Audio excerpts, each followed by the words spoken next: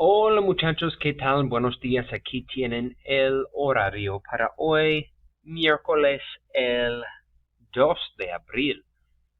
We are going to continue beginning Chapter 4 as we did upon our return from spring break. Chapter 4 about los pasatiempos, which are your pastimes, your hobbies, your interests, what you do for fun. So again, by the end of the chapter, you'll be able to talk about your favorite hobbies and interests, make plans for the future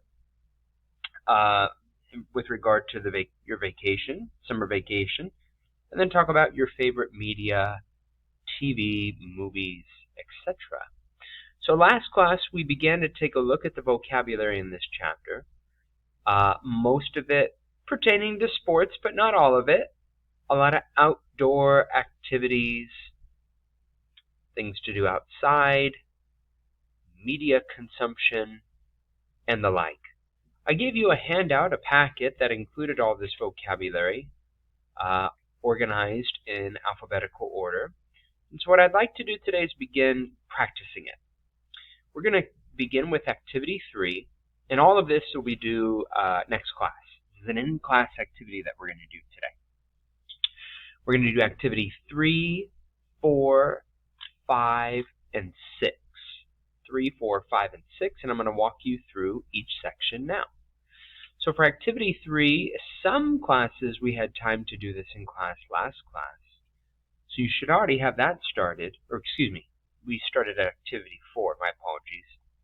3 will be new for everybody. Cierto o falso, true or false. Just read each statement and based upon the vocabulary used, indicate whether the statement is true or false, and even though the instructions don't ask you to do so, want you to rewrite the statement so that it reads true. And usually just a minor modification, a replacement of a word or two is all you need to do. So again, all you need is the vocabulary on page 148. Again, the packet that I gave you would be very helpful as well. Read each statement, indicate if it's logical essentially, if it makes sense, or if it's illogical. And not just the vocabulary, but also as the instructions say, the illustration here, the picture that covers page 148, what these folks are doing, and page 149. So, un hombre nada en la piscina. Un hombre, a man, nada. Nada is the verb nadar, to swim, in la piscina. A man is swimming in the swimming pool. If you look at the illustration, there isn't any guy swimming in a swimming pool that I can see in the illustration provided here on pages 148 and 149. So we're going to say that that's falso. And if we're looking for a man, we could say a man, un hombre toma sol en el parque. We can say un hombre practica golf en el parque. Un hombre corre en el parque. Un hombre juega voleibol en el parque, but no pool and no swimming. This would be falso according to this picture. Un hombre lee la revista. Un hombre lee una revista. A man is reading a magazine. Well, we see someone reading a magazine, but it's not a man, it's a woman. Una mujer. Una mujer, or una chica, we could even say. Una chica, una muchacha. So, number 2 is close, but also falso. And to make that true, we would say una chica lee una revista, or una mujer, a woman. Una mujer lee una revista. Do one more together. Una persona pasea en bicicleta. Pasear en bicicleta is to go on a bike ride. Pasear is to stroll, or in this case on a bike, to ride. pasea en bicicleta. There we are. So we do see someone, una persona, riding their bike. And so this would be true. Una persona pasea en bicicleta. So take a look at the statements and indicate as to whether or not they're cierto or falso based upon what you see in the picture. Muchacho is young men or boys. Niñas are girls. Again, hombre is a man. And then hay is the verb haber, which means there is or there are. So hay un equipo de hockey. There is a hockey team. So indicate whether those are true or false based on these two pages, 148 and 149. On page 149, activity 4, very straightforward, and I believe this is the one that we did together in class, some of you. Create 3 categories: actividades, deportes, and personas.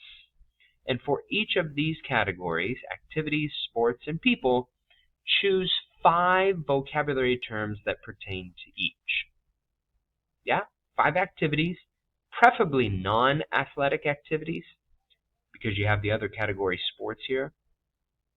So 5 non-athletic activities, 5 sports, and then 5 vocabulary terms that relate to people. For example, these first few key terms are all sports. El baloncesto, could also say basketball, el béisbol, el ciclismo, el esquí or el esquí acuático, that's the difference between, snow skiing and water skiing, el fútbol americano, or just el fútbol, which would be soccer, which they don't list here. So yeah, football americano would be soccer or American football. Golf, hockey, natación, tennis, volleyball, all of these would go into the category deportes. Jugador would be a reference to a person. So too would el equipo, yeah, a group of people. So go through here and categorize based on non-athletic activities, sports, and people. That is activity 4. Activity 5, taking a look at the picture here and the different common nouns for locations. Indicate which of these activities would pertain to each place. A lot of these we looked at before in previous chapters when we were talking about what you do after school and where you go. So el gimnasio is the gym, el cine is the movie theater, el museo is a museum, el café is a coffee shop or restaurant. But really, el restaurante would be a formal dining spot. Café is more like a, Starbucks or Pete's Coffee, that kind of thing. So you have these 5 locations. Centro is downtown. Which of the following activities would we associate with one of these places? So for example, esquiamos. It's the verb esquiar, to ski. Una montaña is a mountain. That's a place that we would associate with this activity. Number 1, tomamos una limonada. Having a lemonade, probably el restaurante or maybe el café. Vemos una película, well, for sure, that's got to be el cine. Nadamos y tomamos el sol. To swim and to sunbathe, maybe el gimnasio, but if we're expanding to different locations, a ver, la playa. I don't have that here in page 148, but I do believe that is key vocabulary for the chapter in the glossary that I gave you. Maybe el parque. Could make an argument for el parque or la piscina, even. Actually, probably la piscina would be the best for that one. Number 3. We'll do one more. Number 4, hay muchos monumentos, many monuments. That would probably be el museo. All right, last activity, activity 6. Ask a classmate what he or she does in the following places mentioned below. So it's kind of the opposite, right? Here you are given the activities and you need to associate the activity with the place. Here you're provided with the place, then you need to identify an activity or activities that you would associate with the place.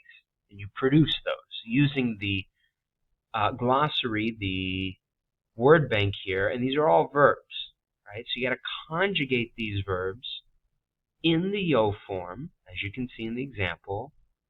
Conjugate whichever verbs that you think are applicable or relatable to these places, and then conjugate them in the yo form, or maybe the nosotros form if you want to include friends and family as well. So we're taking a look at the example, una plaza. Plaza is like streets of Brentwood, downtown. Plaza is literally a plaza or a square, usually flanked by, restaurants, banks, movie theaters, churches even. It is the Spanish-style geography of the Spanish-speaking world. So the example question, ¿qué haces? What do you do? ¿Qué haces cuando estás en una plaza? So you're going to borrow this sentence structure and just replace una plaza, which again is a town square, with these different locations. ¿Qué haces cuando estás?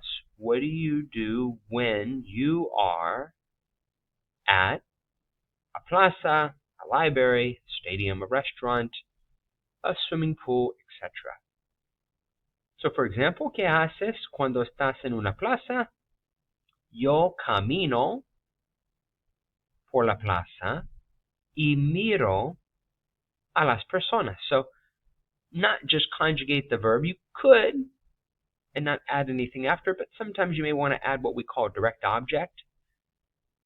Where you're walking, how you're walking, who you're looking at. You may want to include a direct object afterward, but it's not essential. Let's do the first couple together. ¿Qué haces? What do you do?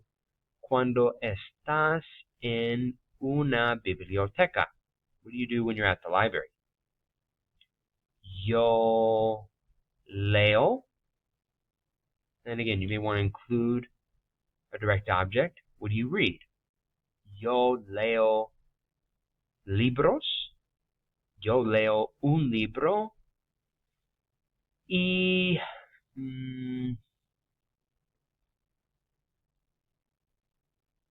visito con mis amigos.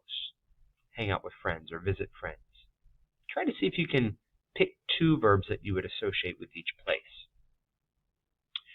We'll do the last one, number 2, un estadio. ¿Qué haces cuando estás en un estadio? What do you do at a stadium?